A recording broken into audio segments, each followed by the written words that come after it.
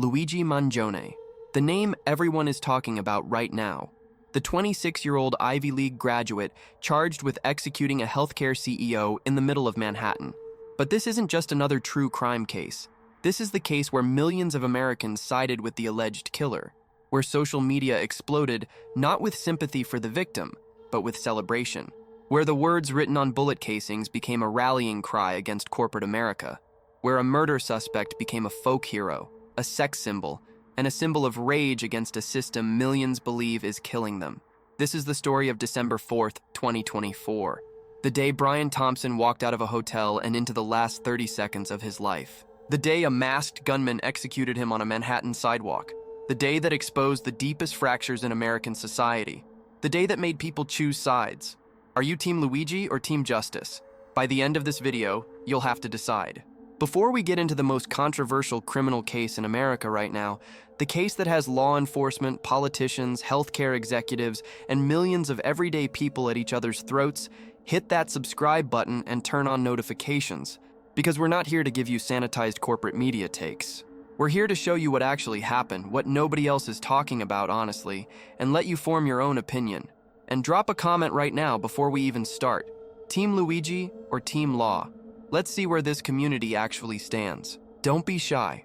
This comment section is about to be wild. Quick disclaimer before we dive in. This video discusses a murder case, the public reaction to it, and the healthcare system in America. We're not glorifying violence. Brian Thompson was a real human being with a wife and 2 sons who deserved to live. Murder is wrong, period. But we're also not going to pretend the public reaction didn't happen. We're not going to ignore why millions of people responded the way they did. We're going to talk about all of it. The crime, the suspect, the victim, the system, the reaction, the legal case, everything. Because understanding this case means understanding something bigger than just one shooting. It means understanding where America is right now and where we might be heading. December 4th, 2024, Wednesday morning, Manhattan. The city is waking up. Streets are filling with commuters. Another day in the greatest city on earth. But something is about to happen that will dominate headlines for months. Something that will make people question everything they thought they knew about justice, about healthcare, about violence, about right and wrong. Brian Thompson is 50 years old, CEO of United Healthcare's insurance division, one of the most powerful executives in American healthcare. United Healthcare covers tens of millions of people. It's part of United Health Group, one of the largest companies in America by revenue. Thompson has worked his way up over 20 years. He lives in Minnesota with his family. He makes approximately $10 million per year in salary and stock compensation. By any measure, he's at the top of his industry, at the top of American corporate success. Thompson is in New York for an investor conference. United Healthcare is hosting it at the Hilton Midtown Hotel on 6th Avenue. Thompson is scheduled to speak. Investors, analysts, media will be there. It's important. It's routine. Just another business trip for a man who does this regularly. Thompson is staying at a hotel directly across the street from the Hilton. That morning, around 6:40 a.m., he leaves his hotel. He's alone. No security, no bodyguards, no protection. Just a businessman in a suit walking across the street to a meeting. This detail will matter later. People will ask why a CEO of such a massive, controversial company wasn't protected. The answer is simple. Corporate executives in America don't typically travel with security unless there's a specific credible threat. Thompson had received no threats. There was no reason to think he was in danger. As Thompson approaches the Hilton entrance, he has no idea someone has been waiting for him. Someone who has spent 10 days in New York. Someone who knows his schedule. Someone who knows exactly where he'll be and when. Someone with a gun. It's 6:44 a.m. Surveillance cameras from multiple angles are recording. They capture everything. A man steps out from between parked cars on the sidewalk. He's wearing a black face mask, a hooded jacket, a backpack, and in his hand, a handgun with what appears to be a suppressor attached, a silencer. The man raises the gun. He's standing behind Brian Thompson. Thompson doesn't see him, doesn't hear him, has no warning. The man fires, multiple shots. The suppressor mutes the sound but doesn't eliminate it. Witnesses hear muffled pops. Thompson is hit in the back. He's hit in the right calf. He collapses immediately onto the concrete sidewalk. The footage shows what happens next, and it's chilling. The shooter doesn't run immediately. He walks toward Thompson's fallen body. He aims the gun again as if to fire additional shots, but the gun jams. You can see him manipulating it, clearing the malfunction. He gets it working. He could fire again if he wanted, but he doesn't.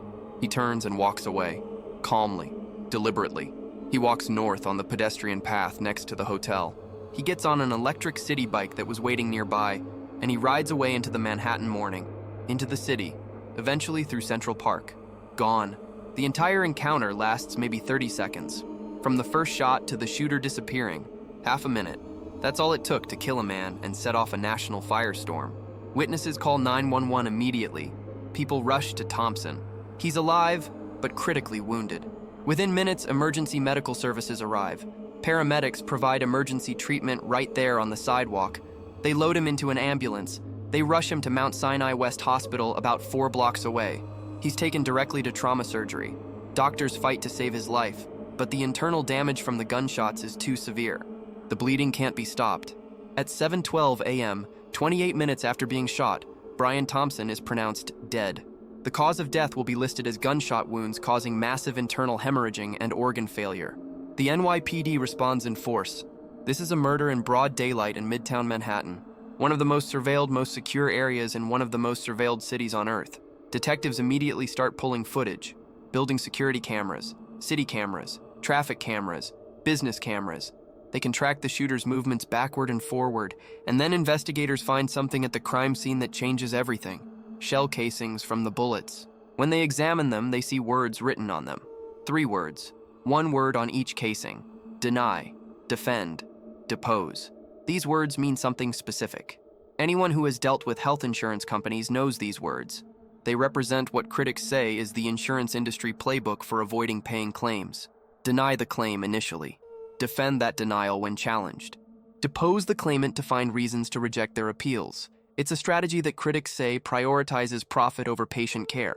The phrase comes from a 2010 book called Delay, Deny, Defend, written by a Rutgers law professor about insurance company tactics. The presence of these words tells investigators everything they need to know about motive. This wasn't random. This wasn't a robbery. This was ideological. This was political. This was a message. Someone killed Brian Thompson not because of who he was personally, but because of what he represented. And that makes this potentially an act of terrorism under federal law. The manhunt begins. The NYPD releases images from the surveillance footage. A man in dark clothing, masked, backpack. The images are everywhere within hours. News media, social media, wanted posters. The New York Police Department is pulling out all stops. This is the biggest manhunt in the city since the Boston Marathon bombing. Detectives track the shooter's path using the extensive camera network in Manhattan. They see him flee north through Midtown. They see him head west into Central Park. They see him on the bike, and then they track him backward. Where did he come from? Where had he been? They discover he had been staying at a hostel on the Upper West Side, the HI New York City hostel on Amsterdam Avenue. He checked in on November 24th, 10 days before the shooting. He used a fake ID, a New Jersey driver's license with the name Mark Rosario. But hostels have cameras too. And at some point during his stay, the suspect was caught on camera without his mask. His face is clear. He's smiling in one image, flirting with a female employee. He looks like any other young traveler in New York. The NYPD releases these unmasked photos on December 6th. They go absolutely viral. Millions of people see them. News outlets run them constantly. Social media shares them endlessly. And critically, someone recognizes him. December 9th, 2024, 5 days after the murder. Altoona, Pennsylvania, a small city about 100 miles east of Pittsburgh, a McDonald's on East Plank Road. A young man walks in around 9 a.m. He's wearing a mask. He sits alone. He orders food.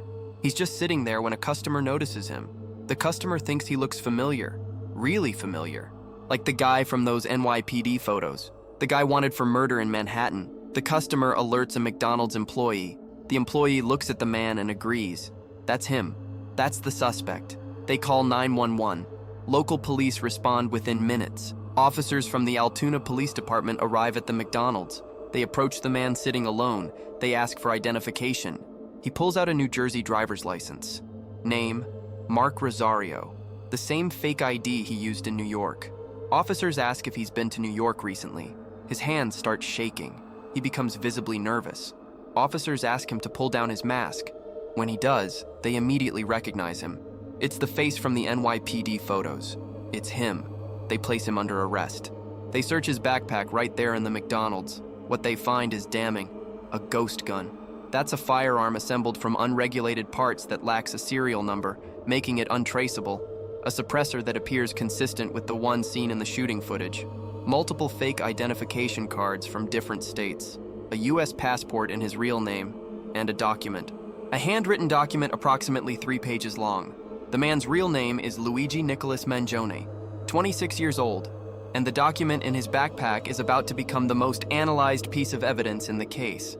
Officers transport Mangione to the Blair County Prison in Pennsylvania. He's held on state charges there while New York prosecutors prepare extradition and charges. The investigation into who Luigi Mangione is begins immediately.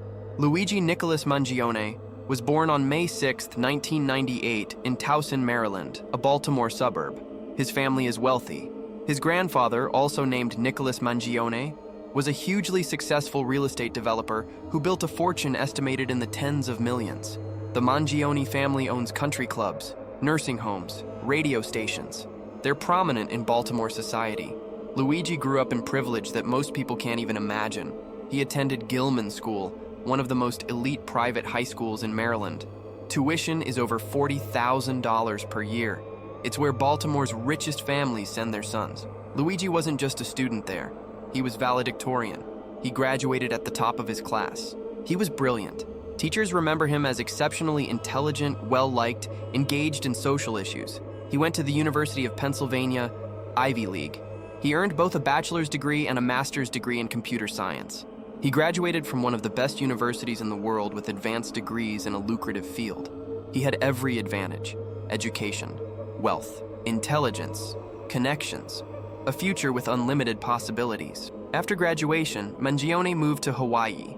He lived at Surf Break, a co-living space in Honolulu, from January to June 2022. People who knew him there describe him as thoughtful, interested in books and philosophy, friendly. He co-founded a book club at Surf Break. He recommended books on technology, society, and radical thinkers. He seemed like a smart guy trying to figure out his place in the world, but something changed. In late 2023 and early 2024, Mangione started to drift away from everyone who knew him. He left Hawaii. He told a friend in February 2024 that he was going backpacking through Asia. He did a solo trip through Japan, Thailand, and other countries. After that, he largely disappeared. He stopped responding to friends' messages. His family in Maryland lost contact with him. They were trying to find him in the months before the shooting. Nobody knew where he was or what he was doing. What we know now is that at some point, Luigi Mangione made a decision. He decided to kill Brian Thompson. The evidence suggests this wasn't impulsive. This took planning. Mangione traveled to New York City on November 24, 2024. He checked into that hostel using a fake ID. For 10 days, he was in New York, presumably conducting surveillance, learning Thompson's schedule, preparing. He had or acquired a ghost gun and suppressor. He knew Thompson would be at the Hilton on the morning of December 4th. He knew the route Thompson would take. He positioned himself. He waited. And when Thompson appeared, he executed his plan. Now, let's talk about that document found in his backpack. Law enforcement calls it a handwritten statement. The media calls it a manifesto. Whatever you call it, it's a critical piece of evidence. According to officials who have reviewed it, the document expresses intense anger toward the healthcare insurance industry. It criticizes what Mangione viewed as systemic harm caused by insurance companies that prioritize profit over patients. It suggests that corporate executives who run these companies are responsible for deaths that occur when people can't afford care or have claims denied. And critically, it suggests that violence against these executives might be justified, necessary. A response to the violence the industry inflicts on ordinary Americans. The document reportedly includes an acknowledgement that what he did would be viewed as wrong by society and by law. But it frames the killing as an act of resistance, as striking back against a system that kills people through denied claims and unaffordable care. It positions Brian Thompson not as an individual, but as a symbol of everything wrong with American healthcare. Law enforcement officials who leaked details of the manifesto said it demonstrated clear premeditation, clear motive, and critically for prosecutors, clear intent to send a message beyond just killing one person. That intent to send a message, to influence an industry, to create fear among healthcare executives, is what makes this potentially classifiable as terrorism. After his arrest in Pennsylvania, Mangione was held there briefly on local charges: possession of an unlicensed firearm, forgery for the fake IDs, providing false identification to police. But everyone knew these were temporary. The real charges were coming from New York. December 19th, 2024, 15 days after the shooting, Luigi Mangione is extradited from Pennsylvania to New York. The extradition itself becomes a spectacle. Mangione is flown on a government aircraft. When he lands in New York, he's greeted by an absolutely massive security presence: NYPD officers, federal agents, SWAT teams, and New York City Mayor Eric Adams himself, who personally shows up for the perp walk. The perp walk is when law enforcement parades a defendant in front of media cameras. It's controversial. Critics say it violates the presumption of innocence. But in high-profile cases, it happens, and the images from Mangione's arrival are stunning. He's in an orange jumpsuit, hands and feet shackled, surrounded by dozens of heavily armed officers, being marched into federal court in Lower Manhattan. The images go viral instantly. And here's what's shocking. Comments on social media aren't condemning him. They're thirsting over him, calling him attractive, making memes. The duality of the reaction is surreal. That day, 2 separate prosecutors announced charges. The U.S. Attorney's Office for the Southern District of New York announces federal charges, and the Manhattan District Attorney announces state charges. Mangione will face both prosecutions simultaneously. The federal charges are serious: murder through use of a firearm, interstate stalking resulting in death, use and discharge of a firearm during a crime of violence. These charges carry potential death penalty.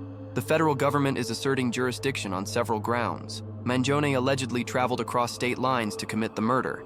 He used interstate facilities like buses and electronic communications. The gun crossed state lines at some point in its manufacture or distribution. And the nature of the crime, an ideologically motivated killing meant to influence an industry, potentially falls under federal terrorism statutes. The state charges from Manhattan are equally serious: first-degree murder, second-degree murder as an act of terrorism, multiple weapon charges. The terrorism enhancement under New York penal law means prosecutors are alleging this wasn't just murder. This was murder committed with intent to intimidate or coerce a civilian population or influence government or corporate policy through intimidation. On December 23rd, Mangione is arraigned in New York State Supreme Court in Manhattan. The courtroom is packed: media, legal observers, members of the public who waited hours for seats. Mangione is brought in wearing prison clothes, still shackled. When asked how he pleads, he says clearly, "Not guilty. Not guilty to all charges." His attorney, Karen Friedman Agnifilo, a prominent defense lawyer and former Manhattan prosecutor, argues that the terrorism charge is inappropriate. She says this was a targeted killing of one individual, not an attempt to terrorize the broader public. The judge denies bail. Mangione is remanded to federal custody at the Metropolitan Detention Center in Brooklyn, MDC Brooklyn, one of the harshest federal facilities in the country, where he'll remain until trial. Now here's where this case becomes something more than just a murder prosecution, because the public reaction to Luigi Mangione has been unlike anything we've seen in modern American criminal justice. And understanding that reaction is essential to understanding this case. When news broke on December 4th that Brian Thompson had been shot and killed, the initial response was shock. A CEO murdered in Manhattan, a targeted assassination, words on the bullet casings. It was dramatic and disturbing, but within hours, as details emerged about who Brian Thompson was and what company he ran, the reaction shifted. And it shifted in a way that stunned a lot of people. Social media exploded, but not with sympathy for the victim. Twitter, TikTok, Instagram, Facebook erupted with anger at the healthcare insurance industry. People started sharing stories of insurance claims being denied for life-saving treatments, stories of family members who died because they couldn't afford care that insurance wouldn't cover, stories of medical bankruptcies, stories of rationing insulin, stories of choosing between medication and food, stories of fighting with insurance company bureaucrats while sick loved ones suffered. The hashtag #DeniedDeposed started trending. So did healthcare for all. So did Eat the Rich. Comments under news articles about Thompson's death were shocking. Many expressed no sympathy whatsoever. Some said he deserved it. Some said they hoped more healthcare executives would be next. Some openly celebrated. Some called the shooter a hero, a freedom fighter, someone who finally fought back against a system that kills thousands of Americans every year through denied claims and unaffordable care. This reaction horrified a lot of people. How can you celebrate murder? How can you treat someone's death as justified because of the company they worked for? This is vigilantism. This is chaos. This is the breakdown of civilized society. If we accept that killing people because we hate their employer is okay, then nobody is safe. Every executive, every politician, every public figure becomes a potential target. That's not justice. That's terror. But millions of others responded differently. They said they weren't necessarily celebrating violence, but they understood the anger.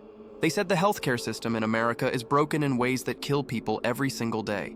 They said insurance companies make billions in profit while people die from treatable conditions because they can't afford care.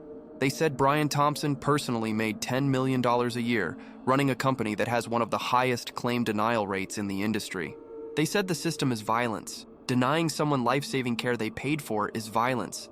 And at a certain point, people fight back. Let's talk about the healthcare system, because you can't understand this case without understanding the context. The United States is the only developed country in the world without universal healthcare. We have a system where healthcare is treated as a commodity, not a right. Most Americans get health insurance through their employers or purchase it privately. The government provides Medicare for seniors and Medicaid for very low-income people. But tens of millions of Americans have no insurance at all. And even those with insurance face massive costs. Americans pay more for healthcare than anyone else on Earth. Per capita healthcare spending in the US is double what it is in other wealthy countries. And our health outcomes are often worse. We have lower life expectancy, higher infant mortality, higher rates of preventable deaths. We spend more and get less. Health insurance companies are for-profit businesses. They make money by collecting premiums and paying out as little as possible in claims. This creates an inherent conflict of interest. The company's financial incentive is to deny as many claims as they can justify denying. The patient's interest is to have claims approved so they can get necessary care. These interests are directly opposed. United Healthcare, the company Brian Thompson ran, is one of the largest health insurers in America. It covers tens of millions of people. It's part of United Health Group, which had revenue of over $300 billion in 2023. It's one of the biggest companies in America, and it's been the subject of criticism and lawsuits over its claim denial practices. According to data analyzed by healthcare researchers, United Healthcare denies claims at a rate significantly higher than the industry average. In some studies, they deny around 32% of claims submitted, compared to industry averages in the low 20s. Now, not every denial is unjust. Insurance companies do have to deny fraudulent claims, claims for services not covered by the policy, claims for experimental treatments not proven effective. That's part of insurance. But critics argue that insurers, especially large for-profit insurers like United Healthcare, systematically deny legitimate claims because it increases profit margins. They deny knowing that many people won't appeal. They deny knowing that even if people appeal, the appeals process is so burdensome that many give up. They deny because denials make money. The consequences are real. There are documented cases of people dying because insurance wouldn't cover treatments that doctors said were necessary. There are cases of people rationing insulin, skipping doses to make it last longer, because they can't afford the hundreds of dollars per month it costs in America, even though it costs pennies to manufacture. There are cases of people declaring bankruptcy because of medical debt from treatments insurance didn't cover. Medical debt is the #1 cause of personal bankruptcy in the United States, and the executives running these companies are compensated extraordinarily well. Brian Thompson's total compensation in 2023 was approximately $10 million. Salary, bonuses, stock options, $10 million. For many Americans struggling to afford healthcare, seeing an executive make that much money while running a company they believe prioritizes profit over patients' lives creates a level of rage that's hard to overstate. Now, does any of this justify murder? Obviously not. Obviously, murder is wrong. Obviously, you can't kill people because you're angry at the system they represent. But does it explain why millions of Americans responded to Brian Thompson's death the way they did? Yes, it explains it completely. Within days of the shooting, before Luigi Mangione was even identified, social media was filled with content about insurance industry practices. People were sharing their medical horror stories. They were talking about claim denials, about appealing and being denied again, about fighting with insurance company representatives while their loved ones were sick or dying, about feeling helpless against a system designed to extract money while providing as little care as possible. When Luigi Mangione was arrested and his face was revealed, something even stranger happened. He became an instant folk hero to a significant portion of the public, particularly young people, particularly people on the political left, but also across demographics. Women posted about how attractive he was. Memes spread calling him the hot assassin. Fan art appeared. People started selling merchandise with his face on it. Defense funds were created. Within weeks, hundreds of thousands of dollars were donated to help pay for his legal defense. This wasn't a fringe reaction. This was mainstream. TikTok videos about Mangione got millions of views. Twitter posts defending him or expressing sympathy got hundreds of thousands of likes. Polls showed that among young Americans, more people viewed Mangione favorably than unfavorably. This is unprecedented. We've never seen public support for an accused murderer at this level in modern times. Law enforcement and politicians were appalled. NYPD Commissioner Jessica Tisch gave a press conference condemning the celebration of violence. New York Governor Kathy Hochul said people glorifying Mangione were sickening. President Biden's spokesperson said violence is never the answer, and anyone celebrating murder should be ashamed. Corporate executives, particularly in healthcare, were terrified. Many increased their security. Some removed their photos from company websites. The message was clear. They felt threatened. But the support for Mangione continued. When he appeared in court, supporters gathered outside chanting, "Free Luigi." When he was transferred between facilities, people lined the streets. Social media was flooded with posts saying things like, "Luigi did what had to be done," or "One less healthcare CEO killing people," or "He's a hero, not a criminal." Social media platforms struggled with moderation. YouTube started removing videos that appeared to glorify Mangione or the killing. TikTok removed videos with certain hashtags. Instagram removed fan pages. Facebook removed groups. These platforms have policies prohibiting content that glorifies violence or promotes people who commit violent acts. But users pushed back, saying they weren't glorifying violence, they were expressing political opinions about healthcare. The debate became, where's the line between discussing systemic injustice and justifying murder? Can you talk about how the healthcare system harms people without it sounding like you're excusing what Mangione allegedly did? Can you acknowledge why people are angry without condoning violence? These are genuinely difficult questions that this case is forcing everyone to confront. Some compared Mangione to historical figures who used violence in pursuit of political change. They mentioned revolutionaries who overthrew oppressive governments, resistance fighters who assassinated occupiers, even American founders who used violence against British rule. They argued that history sometimes views violent actors favorably, if their cause was just.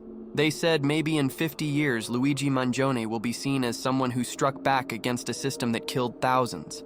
Others said this comparison is insane. Murder is murder. You can't kill people because you disagree with their company's policies. That's terrorism. That's the definition of terrorism, using violence to advance political goals. If we accept this as legitimate, then anyone with a grievance can kill anyone they see as responsible. That's not society. That's chaos. That's anarchy.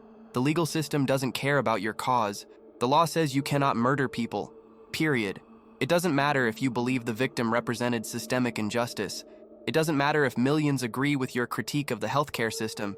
It doesn't matter if the victim's company denied claims that resulted in deaths. Murder is illegal, and if you commit murder, you face prosecution. That's how rule of law works. But the public reaction revealed something that maybe the legal system doesn't want to acknowledge. A huge portion of Americans have lost faith that the system can be fixed through normal means. They don't believe voting will change healthcare. They don't believe protests will make insurance companies stop denying claims. They don't believe writing to Congress will create universal healthcare. They feel powerless. And when people feel powerless in the face of systemic harm, some start to see violence as the only option left. This is dangerous. This is a warning sign. When significant portions of a population view political violence as justified or even necessary, that's how societies collapse. That's how you get sustained terrorism. That's how you get more killings, more revenge, more chaos. The social contract depends on people believing that disputes can be resolved through legal and democratic processes. When that belief erodes, violence fills the vacuum. Now let's talk about the legal case, because Luigi Mangione faces two separate prosecutions with different jurisdictions, different laws, and different potential punishments. The New York State charges are first-degree murder, second-degree murder as an act of terrorism, and weapons charges. First-degree murder in New York requires proving intentional killing, plus an aggravating factor. In this case, the aggravating factor is the terrorism enhancement. New York law defines a crime of terrorism as one committed with intent to intimidate or coerce a civilian population, influence government policy through intimidation, or affect government conduct through murder, assassination, or kidnapping. Prosecutors argue this wasn't just about killing Brian Thompson personally. It was about sending a message to healthcare executives, about creating fear in that industry, about trying to change corporate behavior through violence. The words on the ammunition support this. The manifesto supports this. The choice of victim, a high-profile CEO shot outside a business conference in a way guaranteed to get maximum publicity, supports this. The defense argues that terrorism requires an attempt to create mass fear, not just to kill one individual. They argue the statute was intended for mass casualty events or sustained campaigns of violence, not targeted killings even if ideologically motivated. They point out there was no threat of additional violence, no demands, no manifesto sent to media. Just one killing and a note found after arrest. This is a legitimate legal debate. In September 2025, Judge Curtis Farber actually agreed with the defense and dismissed the terrorism enhancement in state court. He ruled that while the killing was clearly premeditated and ideologically motivated, it didn't meet New York's specific legal standard for terrorism because it was a single targeted killing without an attempt to create broader public terror. This was a significant victory for the defense. However, Mangione still faces second-degree murder in state court, which carries 25 years to life. And more importantly, the federal charges are proceeding with their own terrorism framework. The federal charges are more serious because they carry potential death penalty, federal murder statute, interstate stalking resulting in death, and firearms charges. The federal government asserts jurisdiction because Mangione allegedly crossed state lines to commit the crime, used interstate commerce and communications, and committed what they classify as an act of domestic terrorism. Federal law defines domestic terrorism as activities involving acts dangerous to human life that violate criminal laws and appear intended to intimidate or coerce a civilian population, influence government policy, or affect government conduct through mass destruction, assassination, or kidnapping. The key word is assassination. Killing a prominent figure for political purposes can be terrorism, even if it's one victim. Federal prosecutors aren't charging Mangione with a specific terrorism statute like they would with international terrorism. Instead, they're arguing the murder was an act of domestic terrorism, which justifies federal jurisdiction, supports the death penalty, and affects how he's detained and tried. On April 1, 2025, Attorney General Pam Bondi announced the Department of Justice would seek the death penalty against Luigi Mangione. This is huge. Federal death penalty is rare. Only 3 people have been executed by the federal government since the death penalty was reinstated in 1988, all during Trump's first administration. Most federal capital cases result in life sentences even when death is sought. But the government is going for it here. The death penalty process involves 2 trial phases. First, guilt phase. Jury decides if he's guilty of the charges. If guilty, then penalty phase. Same jury hears aggravating factors supporting death and mitigating factors supporting life. They must unanimously agree that aggravating factors outweigh mitigating and that death is appropriate. If even one juror votes for life, sentence is automatically life without parole. Aggravating factors prosecutors will argue: extensive planning, ideological motive suggesting intent to influence through fear, use of firearm, stalking behavior, lack of remorse evidenced by manifesto. Mitigating factors defense will argue: age 26, no prior violence, mental health issues if any exist, family background, capacity for rehabilitation. Death penalty cases are enormously complex. Jury selection alone can take months. You need jurors who can consider both guilt and death impartially.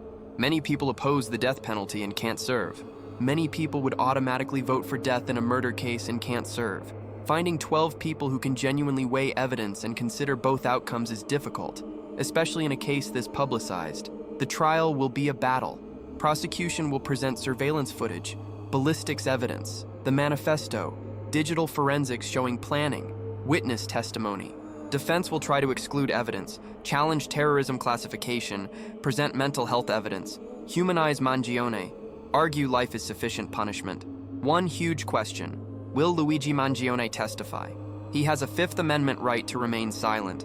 Defense attorneys usually advise against testifying because prosecution cross-examination is brutal. But jurors want to hear from the defendant. They want to see remorse, hear explanations, judge credibility. If Mangione testifies, he'd have to explain the 10 days in New York, the ghost gun, the fake IDs, the manifesto, why he was at that location at that time, everything. Prosecution would destroy him on cross. But if he doesn't testify, jurors might hold that against him despite instructions not to. If convicted, the penalty phase would follow immediately. This is where prosecution presents victim impact. Thompson's wife, his sons, his parents testifying about the devastation of losing him, about his life, his value as a person, the permanence of their loss. It's emotionally brutal and designed to make the jury see Thompson as a human being whose death matters. Defense presents mitigation. Mangione's family, friends, teachers testifying about who he was before this, mental health experts, character witnesses, evidence of difficult life circumstances if any exist. The goal is to humanize Mangione, show he's more than this one terrible act, argue that executing a 26-year-old with no prior violence is disproportionate. The jury deliberates on penalty. If all 12 vote for death, he's sentenced to death. If even one votes for life, it's automatic life without parole. Federal death penalty juries are notoriously unpredictable. Even in horrific cases, they often choose life. The finality of death causes hesitation.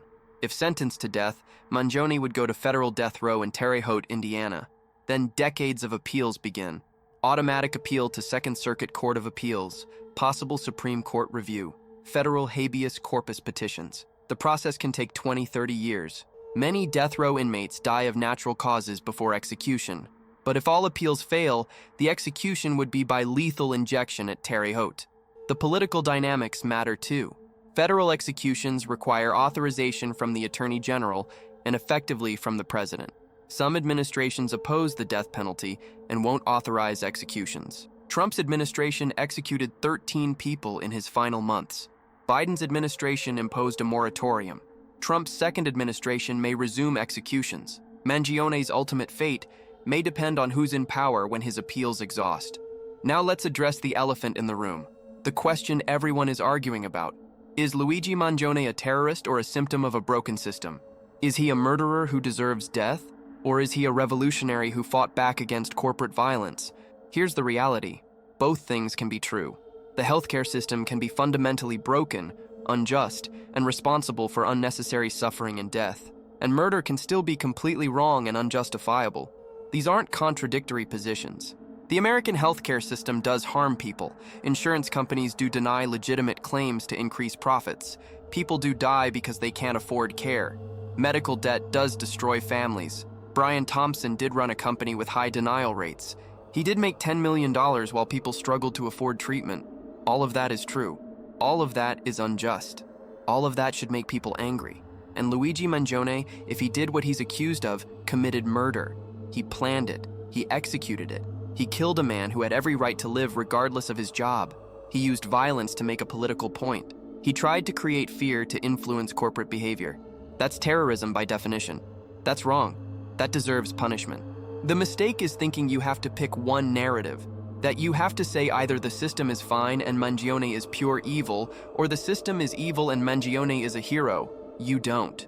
You can acknowledge systemic injustice while condemning murder. You can critique corporate America while still believing in rule of law. You can understand why people are angry while rejecting violence as a solution. What this case reveals is that America has deep problems that aren't being addressed. When millions of people view a murder suspect sympathetically, that's not because millions of people are suddenly pro-murder. It's because millions of people feel so hopeless about fixing systemic problems through normal means that violence starts to seem justified. That's a societal failure. The way forward isn't more violence. It's not celebrating killers. It's not targeting executives. It's demanding systemic change through democratic means. Organizing, voting for politicians who support universal health care, protesting peacefully, building public pressure for reform, using the legal system to hold corporations accountable, supporting journalism that exposes industry practices, participating in democracy. But democracy has to deliver. If people vote for change and nothing changes, if they protest and are ignored, if they work within the system and the system is rigged against them, then faith in democratic processes erodes. And when that faith is gone, violence fills the vacuum. That's where we're heading if things don't change. The legal system is going to process this case according to law. Luigi Mangione will stand trial. Evidence will be presented. Juries will deliberate. A verdict will be reached. That verdict will be based on facts and law, not public opinion. That's how it should work. But we as a society have to grapple with the deeper questions. Why did so many people respond this way? What does it say about where we are? What does it say about where we're going? Are we comfortable living in a country where corporate executives need armed security because they're viewed as legitimate targets? Are we comfortable with political violence becoming normalized? Are we comfortable with the idea that if you're angry enough at the system, killing representatives of that system is justified? These are the questions Luigi Mangione is forcing America to confront. And they're questions we need to answer honestly if we want to avoid this happening again. Because if nothing changes, if the healthcare system stays broken, if people continue to feel powerless and angry and desperate, there will be more Luigi Mangiones. Maybe not exactly like him, maybe different targets, different methods, different manifestos, but more violence driven by the same underlying rage at systems that people feel are killing them. Brian Thompson is dead. His family is devastated. His life is over. Luigi Mangione is facing potential execution. His life is effectively over too, and millions of Americans are choosing sides, arguing, fighting about who's right and who's wrong. Meanwhile, the healthcare system that sparked all this rage, it's still there, still functioning the same way, still denying claims, still prioritizing profit. Nothing has changed. That's the real tragedy here. Not just that one man was killed and another faces death, but that the conditions that led to this haven't been addressed. The suffering continues, the anger builds, and somewhere someone else is reaching a breaking point, wondering if violence is the only answer, wondering if they should be the next one to strike back. The legal process will determine Luigi Mangione's fate, but the moral and political questions this case raises, those are on all of us, and how we answer them will determine what kind of country we become. A country that addresses systemic injustice through law and democracy, or a country where violence becomes the language of political change? That's the choice, and we're running out of time to make it. So I'll ask you again, Team Luigi or Team Law? Drop your answer in the comments. Let's see where this community stands. And more importantly, let's talk about why you feel the way you do. Because understanding each other might be the first step toward fixing the system that made this tragedy possible in the first place. If this video made you think, hit that like button. If you think I got it wrong, tell me why in the comments. If you want more honest analysis of cases like this where we don't pretend the uncomfortable parts don't exist, subscribe and turn on notifications. Because this isn't the last controversial case we'll cover, and your engagement helps this channel grow. Final question for the comments section, and be honest. If you or someone you loved was denied life-saving medical treatment by an insurance company, and that person died as a result, would you feel the same way about this case? Would you still say violence is never the answer? Or would you understand just a little bit why Luigi Mangione allegedly did what he did? Think about it. Then tell me in the comments,